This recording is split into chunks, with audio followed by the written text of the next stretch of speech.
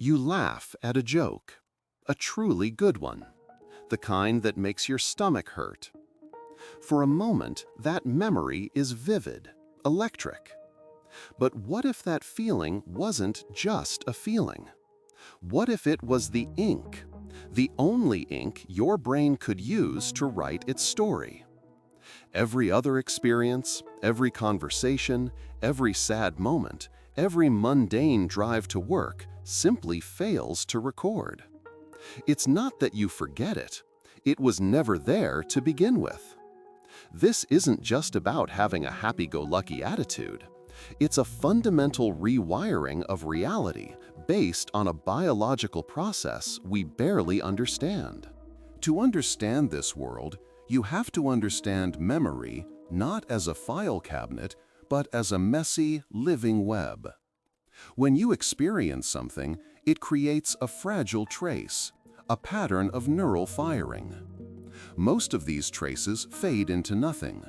But strong emotion, particularly the surge of neurochemicals from surprise or fear, triggers a process called consolidation. It tells the hippocampus, your brain's memory archivist, this one matters, save it. Laughter is a powerful emotional event. It floods your brain with endorphins, the body's natural opioids, and dopamine, the reward chemical. In this new reality, only that specific chemical cocktail can activate the save button. So, what's the first thing you lose? Your name. Did you laugh when you learned it? Your address? The faces of your family in a neutral expression? All gone. You might retain skills, what's called procedural memory, because that's stored differently in areas like the cerebellum and basal ganglia. So you might know how to ride a bike, but you wouldn't remember a single specific time you did it, unless you were laughing hysterically. You'd be a ghost of learned actions with no personal story attached. Your past would be a collection of punchlines, not milestones. Society would warp entirely around the generation of humor. Think about it. Education wouldn't be about conveying facts.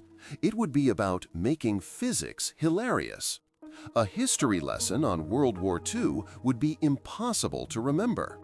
Political debates would devolve into roast battles, with the winner being the one who gets the biggest laugh, because only their points would be retained by the public. Neuroscientist Robert Provine found that we are 30 times more likely to laugh in social situations than when we are alone. Laughter isn't about jokes, it's a social glue. In this world, it's the only glue. A friend is just someone who can make you laugh consistently. But there is a terrifying side effect. Pain is a teacher. Fear is a guardian. The amygdala, your brain's fear center, works with the hippocampus to create powerful, lasting memories of threats. Touching a hot stove, a near miss in traffic, a social humiliation, these experiences teach you what to avoid. Without the ability to remember them, you would be caught in a loop of repeating your most painful mistakes.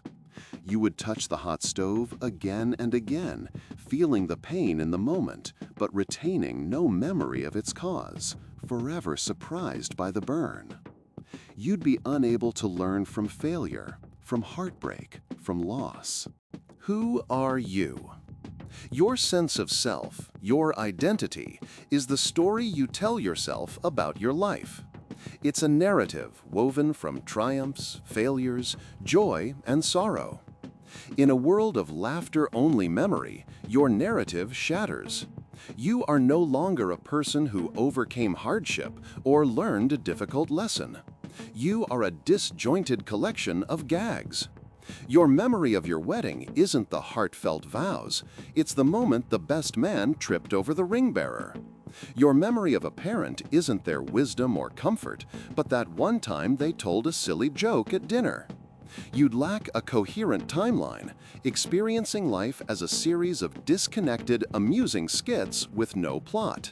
Ultimately, to maintain a continuous existence, to link today with yesterday, you would be forced into a frantic, desperate search for incongruity. The incongruity theory of humor suggests we laugh at the surprising and unexpected, the violation of our mental patterns. To form memories, your entire life would have to be a constant violation of expectation. You couldn't just live, you would have to curate every moment to be a potential punchline. The goal of life would shift from seeking meaning or happiness or love to simply seeking the next jolt of surprising absurdity required to write the next sentence in your own mind. And you have to wonder, in a world where nothing can be taken seriously, would a life built only on laughter be funny at all? Monotony has grown fast. Nearly 2,700 people have watched in the last few weeks, yet less than 0.03% are subscribed. It would mean a lot if you joined by hitting subscribe. And again, thanks for watching.